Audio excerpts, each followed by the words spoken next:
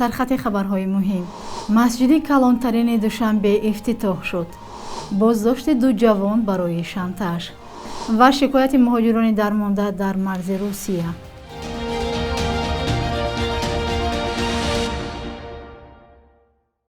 سلام بیننده های عزیز، به برنامه نویدی بابنودی خوش آمدید. امروز جمعه 9 ایون. مسجد کلانترین را در شهر دوشنبه که با سرمایه قطر ساخته شده است به استفاده دادند. مراسم روز 8 ایون در حضور شیخ تمیم ابن حمد آل ثانی امیر قطر صورت گرفت. خدمات مطبوعاتی پرزیدنت تاجیکستان خبر داده است که بعد شناسایی سران دولت‌ها 2 رکعت نماز تحیه مسجد خواندند. ضمناً امروز اعلام خواهد شد که این هفته نمازگزاران تاجیک در مسجد نو نماز جمعه می‌گذارند یا نه. مقامات تاجیکستان افتتاح مسجد بزرگترین را نمونه واضح آزادی دین و وجدان توصیف کردند، در حالی که سازمان و کشورهای غربی سالهای اخیر حکومت را پیوسته به نقض حقوق دینداران از جمله مسلمانان تنقید می‌کنند. یک گروه از مهاجران تاجیک با ارسال نوار به رادیو آزادی گفتند بیشتر از 4 روز در گذرگاه مرزی سراتف واقع در مرز جمهوری قزاقستان و روسیه قرار دارند. به گفته آنها مرزبانان قزاق و روس برای مهاجران تاجیک و ازبک اجازه ورود به روسیه را نمی‌دهند، حالان که شهروندان قرقیزستان و قزاقستان به مشکل اجازه عبور را دارند. به گفته یک کاربر رادیو آزادی که نوار را به ما روان کرد، مشکل در آن بوده است که اگر مهاجر قرضدار یا جریمه شده باشند باید قبلا جریمه‌شان را در سبربانک سپارد. این در حالی است که به گفته او تا سبربانک صدها کیلومتر راه است و بر زمین اینترنت نیز کار نمی‌کند. گفته می شود شماره ماشین هایی که در مرز درماندند تقریبا 300 عدد بوده است و میان مسافران زنان حامله و کودکان نیز هستند. تقریبا 1 ماه بازداشت مهاجران و فشار با آنها در روسیه افزوده است. مقامات روسیه در صحبت با رسانه‌ها این را سنجش معمولی گفتند. نوارهای کاربران بازگویی آن است که فشار با مهاجران و بازداشت آنها کم نشده است. ترکمنستان و ازبکستان برای حل مشکل گرفتن آب امودریا با جنبش طالبان وارد مذاکرات شدند. سطح آب امودریا برای آبیاری زمین‌های ازبکستان و ترکمنستان کفایت نمی‌کند و مسئولان بنیاد نجات ارال در ازبکستان میگویند از سال 2009 به این طرف آب در فصل تابستان تا به بحر ارال نمی‌رسد. اسکندر فیروز و امیر اسایف معلومات بیشتر دارند. کمبود آب در ازبکستان و ترکمنستان بعد از انجام ساختمان کانال کوشتپا که آب امودریا را افغانستان میگیرد امکان دارد در آینده به نگرانی تبدیل شود.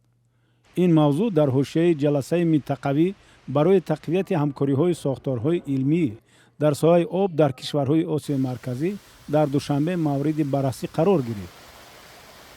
ساختمان این کانال به اتمام رسیده شدگی نیست. در نقشه است که تقریبا 5 میلیون گکتار زمین های نو آبیاری شود.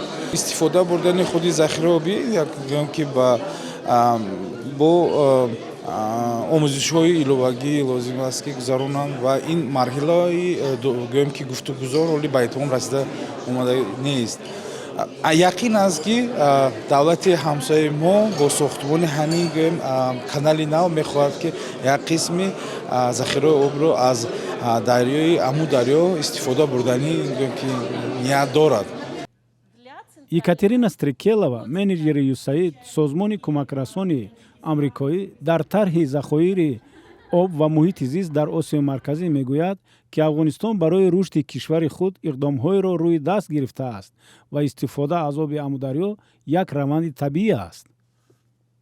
Существует соглашение между странами Центральной Азии, между Афганистаном по вододелению, по проценту вододеления. میان کشورهای آسیای مرکزی و افغانستان توافقات برای گرفتن آب امودریا وجود دارد.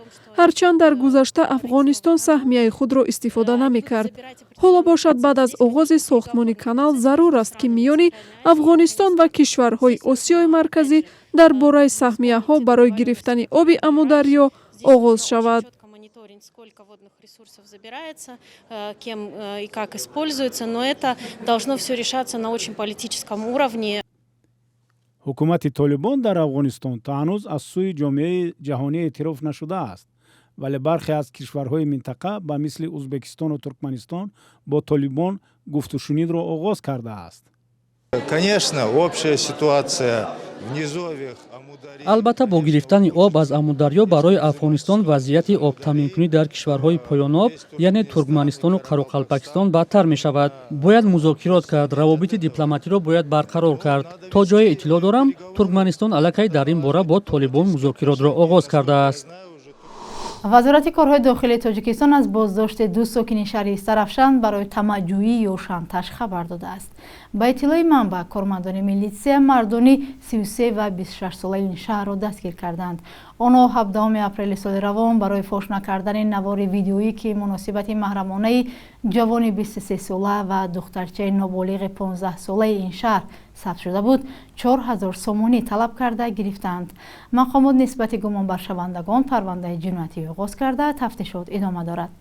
назари ин сокинон ва пайвандонашон ба ин иттиҳом маълум нест, вале вазорати корҳои дохилии тоҷикистон рӯзи 8 июн хабар додааст ки гумонбарон наворро дар телефонашон ҳифз карда буданд.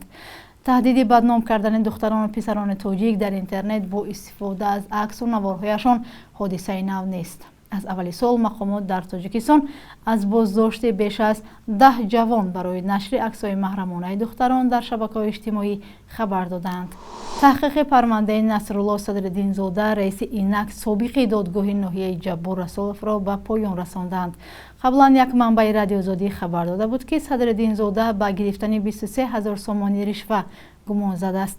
як намояндаи оҷонсии мубориза бо фасод дар тоҷикистон рӯзи 8 июн гуфт ӯ ба гирифтани 23 000 доллар муттаҳам аст.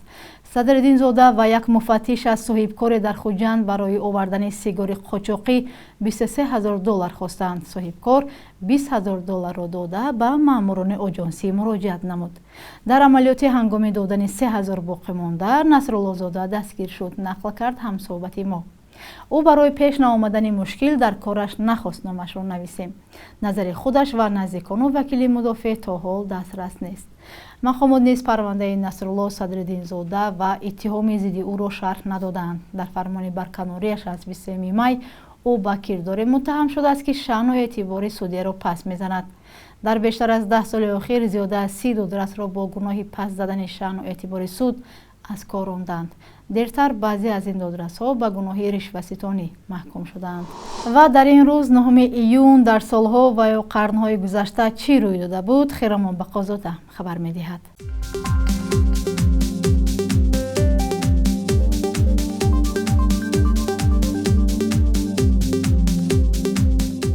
июни соли 2016 парлумони тоҷикистон қонуни наверо қабул кард ки мақомотро барои ҷавоб додан ба аризаву шикоятҳои мардум ва матбуот вазифадор мекунад. дар сурати беэътиноӣ ба муроҷиати мардум танбеҳ мегиранд. дар ҳоле ки сол то сол посухгӯии мақомот дар пеши ҷомеа камтар шудааст, маълум нест то куҷо ин қонун дар воқеъ иҷро мешавад. 9 июни соли 2015 дар душанбе пушти дарҳои баста мурофиаи додгоҳӣ Саид Маҳдихон Сатторов маъруф ба Шайх Темур шурӯъ шуд. рӯҳоние ки гӯё даъвои пайғамбарӣ кардааст, бо иттиҳоми мисли бисёрзаниву тамаъкорӣ муҳокима ва ниҳоят ба 16 соли зиндон маҳкум шуд.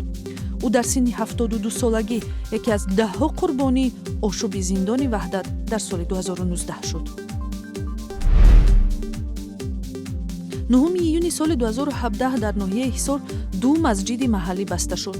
шаҳраки сохтмончиёни ноҳияи Ҳисор ки сокинонаш асосан лӯлитаборони маҳаллӣ ҳастанд, гуфтанд ба хусус дар давраи Рамазон ибодати дастаҷамъии онҳо мушкил шуд.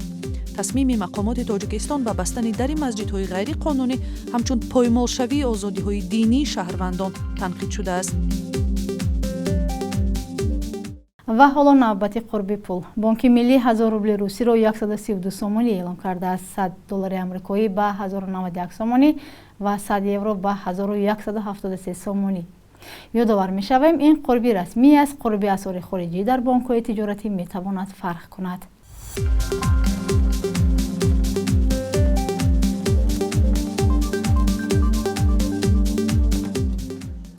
бинандагони азиз, ин охирин барномаи навиди бомдодӣ дар ҳафтаи равон буд.